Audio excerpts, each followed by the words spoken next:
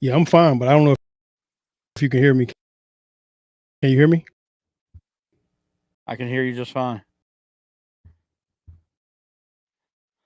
Wilcox will be right back, folks. He's got a little bit of technical difficulties. I know that the stream temporarily cut out. Might have been a little bit of a snafu on Daniel's side. The joys of live streaming, you know, things happen occasionally. So, what we were talking about was the Ravens defense and then how they were, you know, playing this week. And Sanusi Kane's got a little bit of catch up to do when it comes to playing with guys like Keon Martin and Bo Braid. It's a little different. It's a little different when Kane Sanusi Kane's a last day draft pick. So yeah, it can be a little rough, so to speak. It can definitely be a little rough when it comes to letting those guys go. Um, I think Keon Martin might be one of those guys that makes the team for sure. Makes the team. Um, I don't know if it's going to be at the expense of Kane or somebody else, but I do truly believe that we are going to keep him somehow, some way. They're going to have to. They're going to have to do that. So they can't let him go to waivers. He's going to definitely get caught up, so to speak. Um, caught. Directed. Claimed on waivers by somebody else. Um, Definitely going to be one of those situations where you got to either IR him with fake things, or you're gonna have to do one of those situations where you IR him, or you're just gonna have to bite the bullet and let somebody go that you don't really want to go. It sucks, but it's life. That's life. You can't really get mad about it a whole lot. It's really one of those things you can't get mad about. Another guy that might supplant somebody on this team is Jay Higgins, and Higgins is going to be one of those guys that you have to keep. He might be that next outstanding undrafted free agent outside linebacker. So, or inside linebacker. So we have some work cut out for us for sure. For sure, we have our work cut out for us. There's no other way to go about that.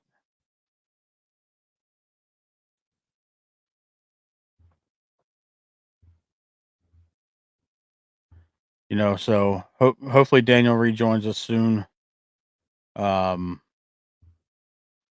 I know there's a little bit of a technical difficulty on his end down there. So hopefully he rejoins us soon.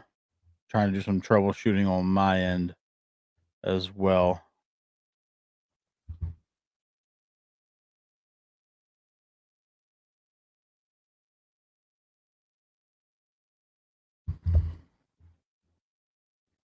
It's definitely going to be interesting. We're going into our final week of the preseason with the Ravens and the Commanders. We are in Landover again this weekend, so it seems to be like we play them every single preseason.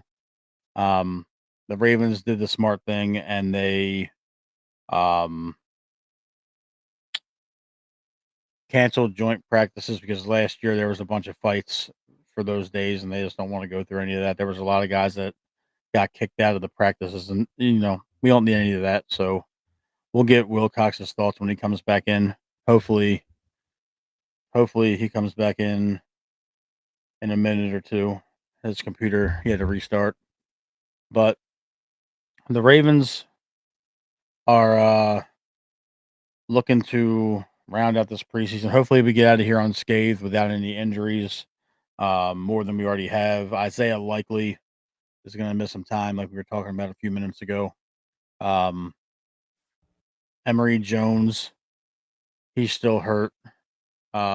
Here we go. Hold on one second. I think Wilcox may be back.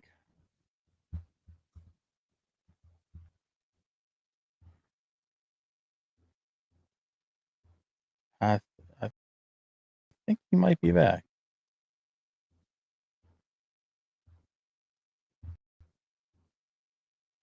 Here we go. You good, man? I don't know. Can you hear me? I can hear you. Yeah. Yeah, it's still delayed. It's still Y- delayed with about 4 or 5 seconds though. That's cool. I'll give you some time to respond. I was carrying the conversation by myself while you were restarting your computer. So Okay. I was just talking about the secondary with the Ravens. Keon Martin, Bo Braid, Ruben Lowry all seem to be making it um, Hmm. on this team before Sanusi came. What are your thoughts? No, I'm with you 100% on that. The safeties have been playing lights out all preseason so far. Um, yeah, I think Kane will probably be. I don't know. It's gonna be tough, man. I got to watch some more film on those guys to kind of really throw out a real assumption of who I think they're going to get rid of and who they're going to keep. But I mean, I feel like overall the secondary has just been playing at a very high level, and it hasn't stopped. Like it's been very consistent. It looked way better than what it did last year this time. And I feel really confident about this defense rolling into the season this year, even though we haven't even seen our starters yet. Have you heard anything about Malachi Starks? Malachi's look pretty good from what I've seen on on the game. Obviously, it's a little bit different than watching um, you know, the NFL All 22 or the NFL 100, however you want to put it. But Starks is around the ball making plays. It seems like we know he's going to be the starting, uh, I guess, free safety to Kyle Hamilton Strong. But I know that they always utilize three safeties, Wilcox, and they're Yeah, notorious for it. So they got to correct. figure out what they're gonna. They really got to figure out what they're gonna do with that. I like the kid Braid from Maryland. I think he's a fantastic safety, and I don't Yeah. know how you let Keon Martin walk. He's been making plays nonstop both preseason games so far. Yeah, Martin has an interception too already, right? Yeah, they both have interceptions, and Yeah. Martin had a big sack on Joe Milton for the safety this past weekend. Hmm. I remember seeing that for the safety down in the end zone when they Yep. was backed up. I saw Simpson, your boy Simpson, came showed up and made a play right there. The play before that as well to kind of keep them down close to the goal line. And then they came up and did a safety blitz off the tight end, and Martin came in there and got a nice little tackle. It was really good, man. I like that. I like seeing that. Putting 2 points on the board early like that to start a game off is huge. And then a lot of people don't understand how you flip the field. That's exactly how you flip the field. They get kicked off to us at the start of that game. We drove down the field, got the midfield, and it was close enough so we could pin them inside the 5. We punted to them, got them down to about a 6. Then we made a tackle inside the 5 and got them down to like the 2-yard line. And then they get the third down situation trying to throw the ball, and we send a safety blitz off the tight end in the slot, and he comes in and make a heck of a play, and we get 2 points and get the ball. That's what you call flipping the field. I love it. I love how you broke my heart with the Trenton Simpson praise because you had to do it. I don't know why, I did. but I you did did, it. man. I But you did. did it You was looking for him last week hard. You was like, man, I ain't see Trenton Simpson nowhere. because he But he was came. absent. Yeah, He he was played absent. game. He played ball this week though. But I was trying to explain last week. Sometimes the scheme takes you away from the ball, and you have to do your job. And if other guys are freeing, if you're freeing up other guys to make plays, you're still out there balling, even though you're not making the tackles. So Yeah. I don't know. I mean, I get it. You're much more well versed in that than I am. So I'll let that slide. But my boy Jay Higgins was making plays again. Yeah, He was constantly flying around the football. yeah. It's Alex, something about that 40 jersey. yeah. That 40 jersey keeps showing up every year. Well, he's 49. 40 looked pretty good too. Teddy Buchanan. He was Yeah. our rookie draft pick. But he's a little on the small side, and then we got that guy Jake Hummel from the Rams, who's like the Chris Board of this year. Hmm. I like Hummel a little bit, but I know he's going to be a special teams guy. Let's talk about this defensive line a little bit, though, Wilcox, because this is going to be interesting. Yeah. This is going to be real interesting because there's some really good football players up there too. Um, First and foremost, my boy Brent Urban started this week, and he made some plays in the backfield on the first drive again. He did. He's going to make this team, or he's going to be one of those guys that does gets cut and hangs out for a couple of days and then comes back on a non-guaranteed contract in week 1. He did the same thing the 2 previous years. Yeah, Adisa Isaac, he dislocated his elbow, so he's going to miss the next month or so. So that's not really a good thing considering he's been looking pretty good. Malik Ham, the Baltimore kid, yeah, on the edge, number 59, he had a sack and a yeah. couple of tackles on the edge. He's looking good. He might be another one of those practice squad stowaway guys if they can manage to slip him through waivers. And then Ojabo disappeared. He didn't really have a whole lot of impact on this game, and I agree.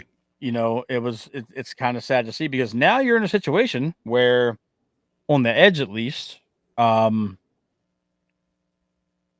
you probably have to go give Jadeveon Clowney what he wants now, or a Matthew Judon, or a Yeah, Zadarius Smith. So it's not like you have much of a choice because yeah. you can't really. I mean, KVN and Owe are going to do their thing, and then Mike Green looks fantastic. That dude is so damn fast, and I he's agree. going to still work it. He's going to still work his way in the rotation. But Yeah. do you rock with these young guys, or do you go and get a Clowney or a Judon? I think having veteran leadership on the edge is always important. I mean, but we still got Kyle Van Noy, right? Yeah, KVN, Calvin is still there. Yeah, He's not playing any of the yeah, preseason. I mean, he's still yeah, going to be the guy. yeah. I mean, I think because you still have a guy like Kyle, I don't think that puts you in a rush to go get an older guy quick.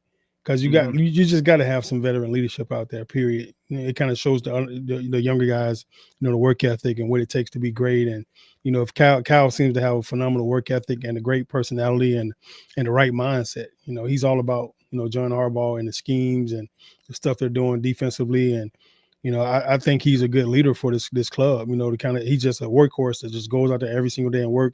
Got a couple Super Bowls underneath his belt. I think that helps. So It definitely does. yeah, I think as far as I'm concerned, I think they're good without having to go get anybody else. These young guys seem to be explosive enough and flying around enough. I think you can still wait, maybe to week 2, week 3 to see how these young guys start to play before you go get a Clowney or something like that if they're still sitting out there. Yeah, I agreed to a certain extent. I think you got to keep Clowney close to the phone, just I in do too. case, Yeah, anything else happens. But yeah, on the interior, yeah. Big boys. they got some big boys They do. on the backup end. Now, of course, John Jenkins hasn't played. Matt Abike hasn't played. Um, Travis Jones is out Travis there Jones. he's still causing havoc. Mm-hmm. But how do you not keep Okoye, number 97? That's a behemoth of a human being.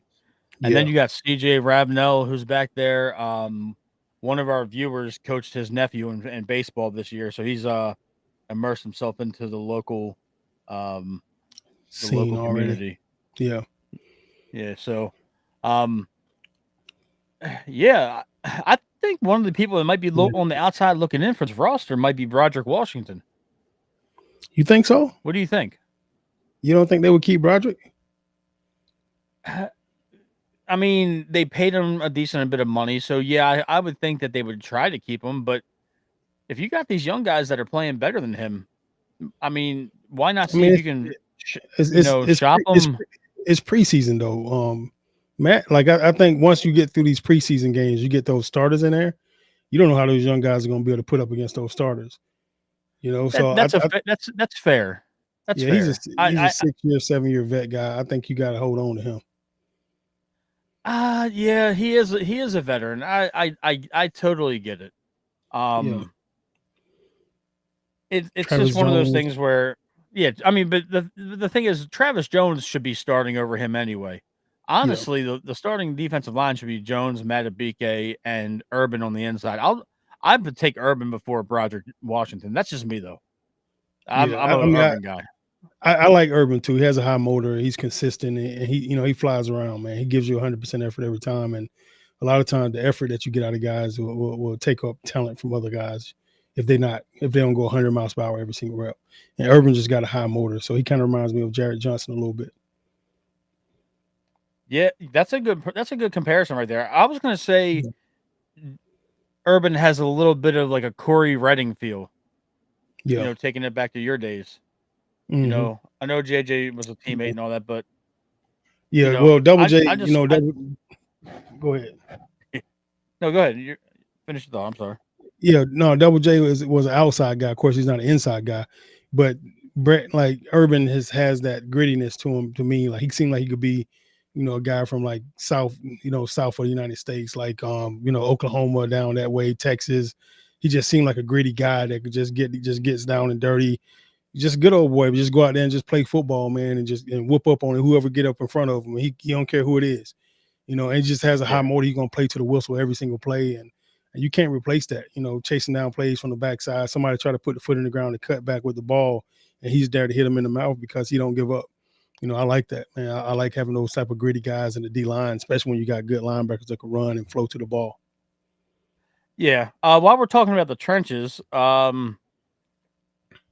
let's hope that the offensive line protects our $265 million investment Lamar Jackson.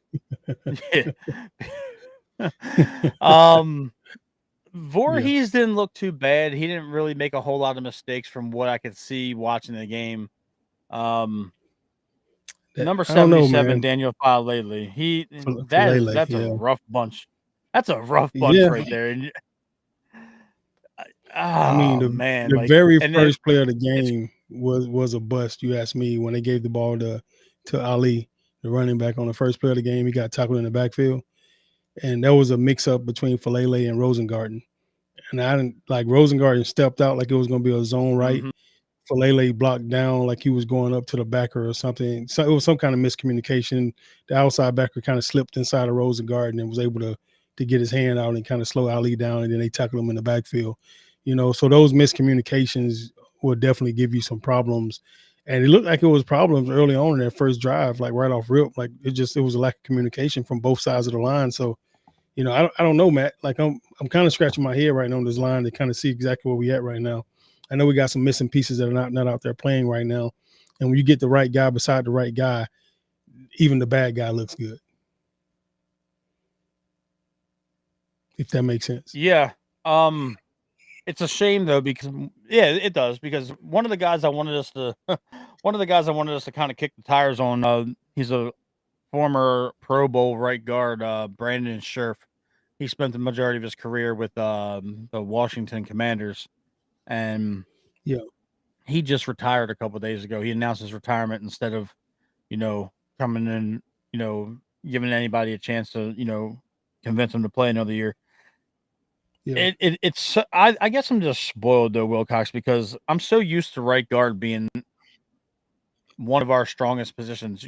For years we had Yeah. Marshall Yonda, we had Kevin Zeitler, consistent, and now Yeah. It's like you're just it's a hope. It seems like they built this super roster of all these talented playmakers and people that can make plays with the ball in their hand. And then you got an yeah. all-pro left tackle, an all-pro center, and a pretty good right tackle. But that interior man just leaves a lot to be desired. And you can't have Lamar Jackson running for his life that early on in the season. They've really got to fix this. And I think that Yeah. Eric has his work cut out for him in the next 2 weeks to square this away if he's going to. Yeah, I mean, we definitely got some work to do on the interior line. It's going to be interesting, man. Like I know I felt a lot more comfortable when I lined up next to Zeus or Jonathan Ogden, and I wasn't the best blocker in the world, even though they had me labeled as a phenomenal blocker. Why, I have no idea, but I wasn't the best blocker in the world. But when I lined up next to those guys, they made me look a lot better because I was able to chip guys and put them back on the center of those guys, or if I needed help, I knew I had help coming from the inside. So I would stab the outside shoulder Right. of the DN to try to keep them in my center. So if they did try to slip me, they had to slip me inside. And I knew I had Big Zeus and J.O. coming to help me from the inside out. So that kind of kept me in a safe space at the tight end spot, being undersized and being light in the ass and having to block guys kind of twice my size. So it's interesting to kind of watch how disoriented we look sometimes in the interior line, and everybody not being on the same page. They lost their coach last year at the beginning of the season. So I'm sure a lot of that kind of has a little bit to do with it as well. Changing coaches right at the beginning of the season and having to try to figure out, new rules, new techniques, and then trying to hear assignments differently from him that you had been getting from Coach Joe D. So it's going to be an interesting year, Matt, to kind of, this is like last year was our year to win the Super Bowl. The year before was our year to win the Super Bowl. This one, I feel like it's heavier than both of those years to win the Super Bowl for some reason. And I feel like we got a little bit closer every year. And this year, I feel like it's no reason. There's no exception to the rule. I don't care if it's a Josh Allen, if it's a Patrick Holmes. I don't care who it is that come through that have to see us. We should run through everybody. I think the defense is going to be a heck of a lot better earlier in the year this year, and they probably going to be the number one defense in the entire league by the end of the year if we can get the pass rush and stuff down. The secondary, I think, is going to play phenomenal. They're going to be lights out. The linebackers going to play phenomenal. The edge is going to play phenomenal. Interior guys are going to play phenomenal. It's going to be interesting who's going to be the weakest link on our defense. Offensive side of the ball right now, the only thing I could kind of see that I could kind of possibly scratch my head at is the offensive line. And that's kind of hard to say with Ronnie Stanley and those guys out there. Yeah.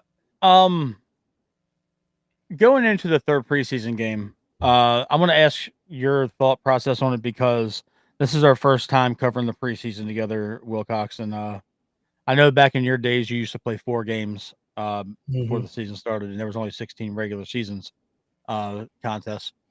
What is it like going into the final preseason game? Like, what's the mentality? Because I know you've done it as a, being on the staff and being a talent evaluator, and you've done it as a player. What are some of the things that you're expecting for the third and final game?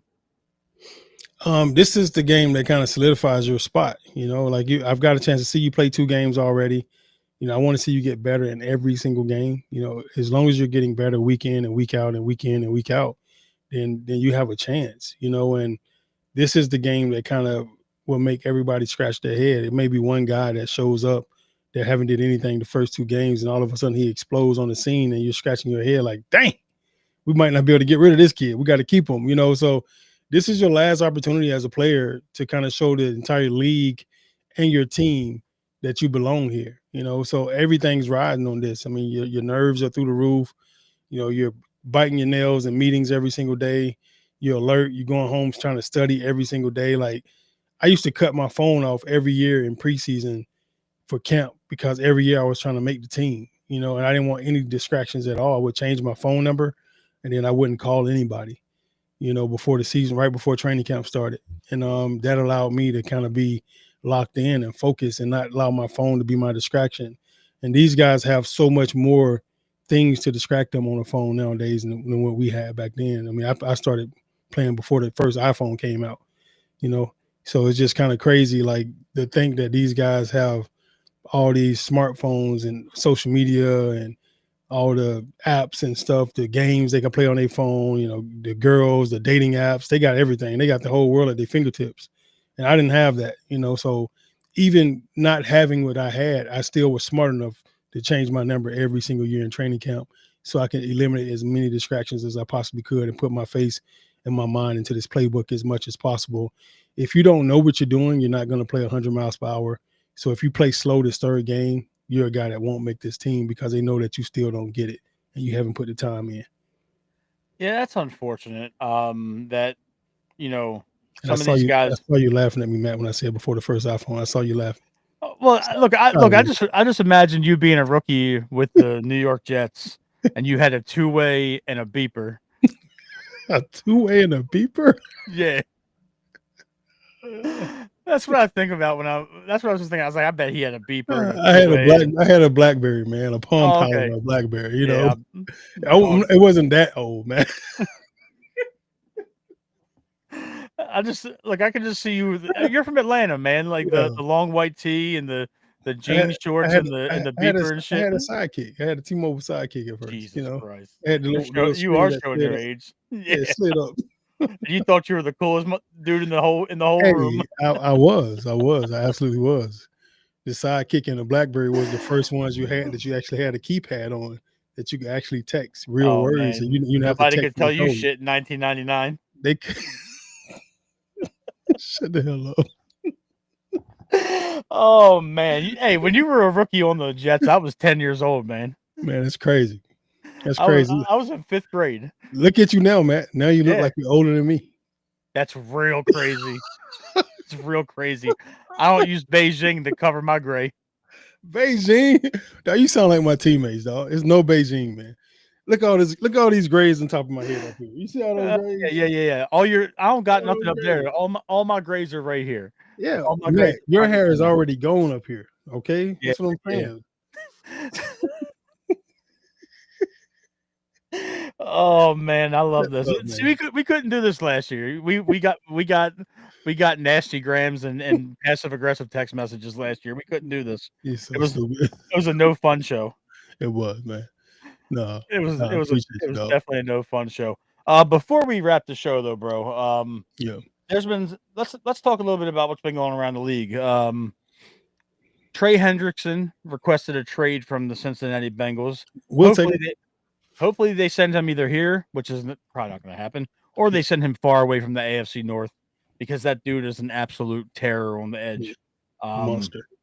yes, he is. And your boy, Joseph Vincent Flacco, was named the starting quarterback of the Cleveland Browns. And I don't know what's going on in Cleveland, bro. um, they still got Shador. I don't know what's going on, bro. Uh, that's going to be wild, man. Joe's going to be starting quarterback week 2 when the Browns come to Baltimore. Yeah, I think it yeah. might be week 2. It's week 2. It's Yeah, week 2. week 2. Yeah, Yeah, I think that's our first home game. That's going to be real wild because you caught Joe's first touchdown way back in 08. yeah. I did.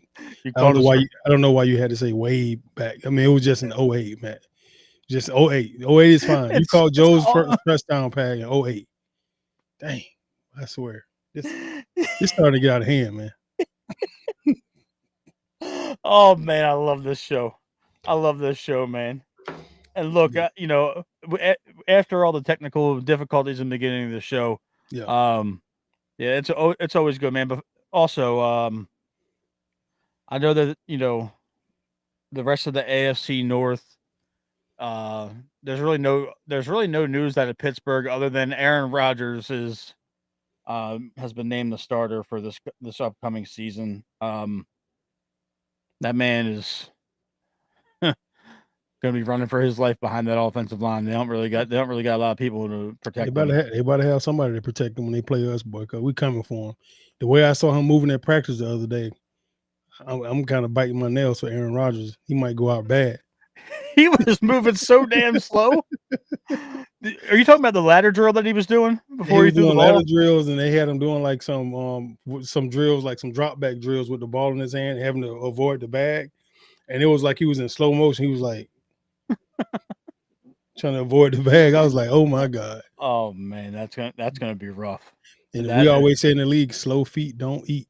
He will not be eating with those feet.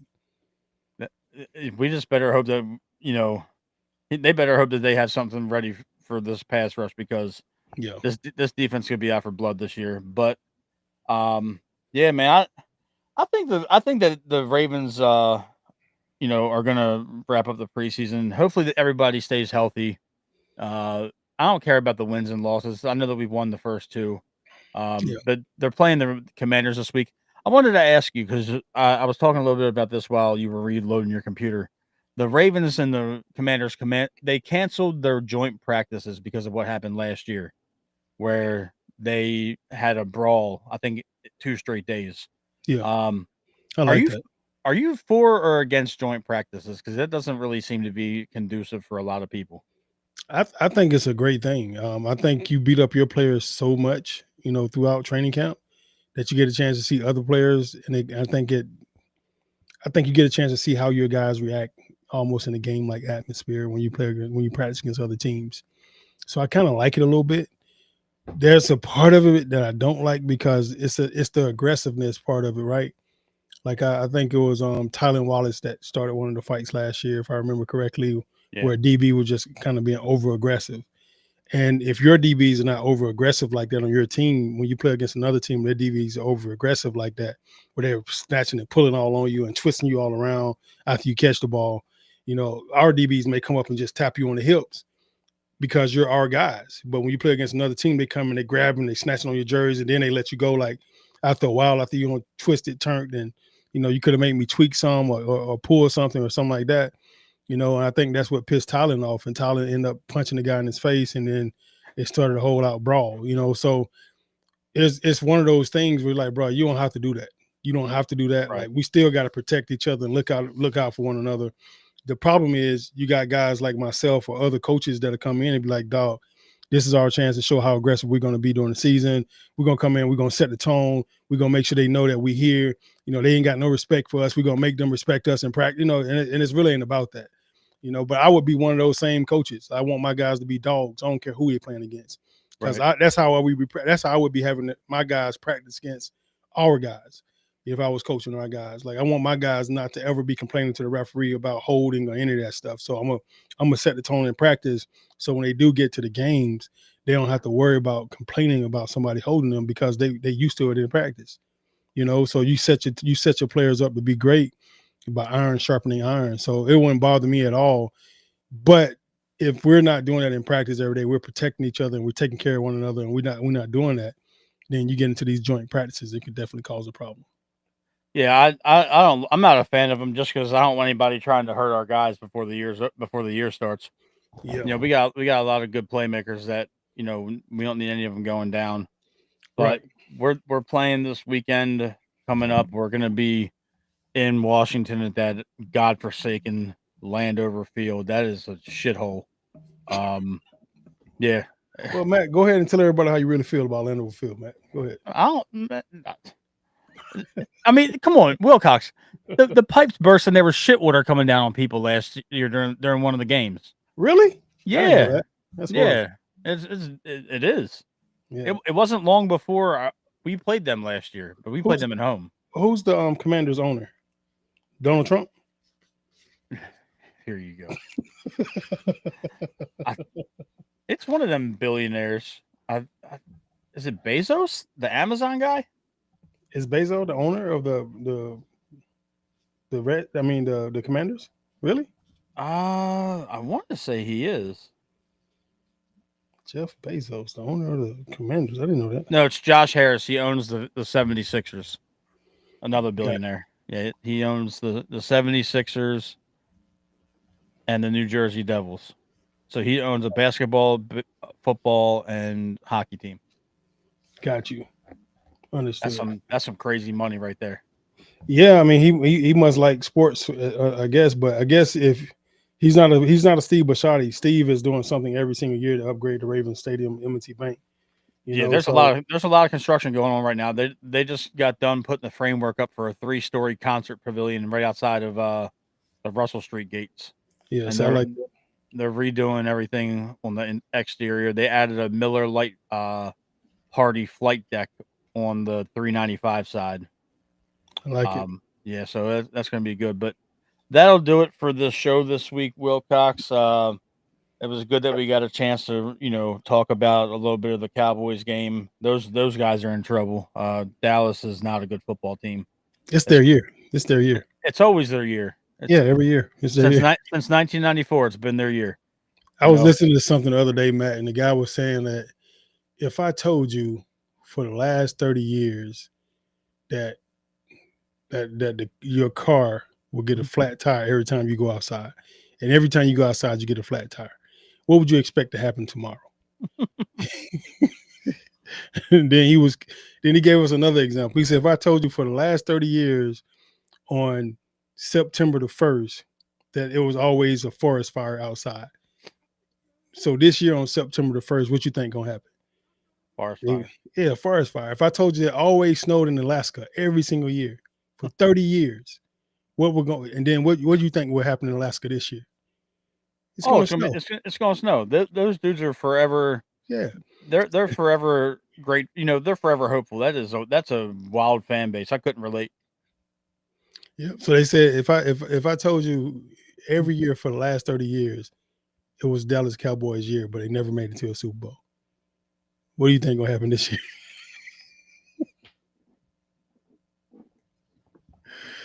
Oh man, I can't take it, bro. Yeah, that's insane, man. Good, good luck, Dallas. Yeah, they're gonna. I don't care what they got, and then they got Joe Frazier and Mike Tyson as a 1-2 wide receiver combo. You know, George Pickens likes to fight people more than catch a football, so It's crazy. there's that. He's a Georgia boy too. Yeah. Yeah, he's a Georgia So boy. is Nate Wiggins. Y'all got a lot in common down there. Just Yeah, yeah. love to throw haymakers Oh, on the we football we field. we gonna throw them hands now. You start a fight, we're gonna end it. That's how we built. And he's fit in Baltimore then. Yeah, it's been a great fit. We're gonna throw them hands. So that'll do it for this episode. Thank you for everybody for tuning in. Wilcox, we had over 200 live viewers on this show. So And we had technical difficulties. Sorry, guys. yeah, technical difficulties. The stream ended by accident, and we got all of our viewers back plus some. So Let's do it. that'll do it for Weebly Purple. Wilcox. I don't know if I'm putting you on the spot or not, but you are going to be in town for some signing appearances on Labor Day weekend. If you happen to know, where can people come see you? I think it's at the Maryland Fairgrounds, if I remember correctly, Matt. I'm not 100% sure, but I know the Ravens reached out earlier this month, asked me would I come up and do an autograph signing, so I will definitely be there. Looking forward to it. Anytime I get a chance to come back to the city of Baltimore, it feels like I'm going home. So I'm looking forward to coming home for a weekend. I won't be there very long. I'll just be there for the 30th. I'll be in and out. So, but I'm looking forward to coming up. And then me and Corey Ivy have already put a couple of games on our schedule for this year, so I'll definitely be up there for at least 2 games. That's good. I'm glad that you're coming home. So that'll do it, folks. You can catch Wilcox at the Maryland Fairgrounds on Labor Day weekend. He will be signing autographs and taking pictures on August 30th. Make sure you get your tickets to go up there and see him. Tell him that you watch our show and all that, and make sure you get a picture of him signing his football photo from 2005. Damn. That thing will be 20 years old, dog. It's Maryland Lottery. It's at Maryland State Fair. Yep. That's where it's at. The Maryland Lottery building at Maryland State Fairgrounds. Yep. Up in Timonium. You can take the light rail or you can park up there. They got ample parking. But yeah, it'll be great to see you in town again, man. Who knows where else you might pop up. And that'll do it for this week. We will be back at the end of the week to recap the final preseason, and we can pick out our 53-man roster predictions for that next show, brother. I'm looking forward to it. Let's do it. That'll do it, folks. Matt Trigger, Daniel Wilcox. You can find me on MTrigWVP on X, Daniel Wilcox at Coach Wilcox on X. That is a wrap. Thank you guys for having us. Bird Gang out.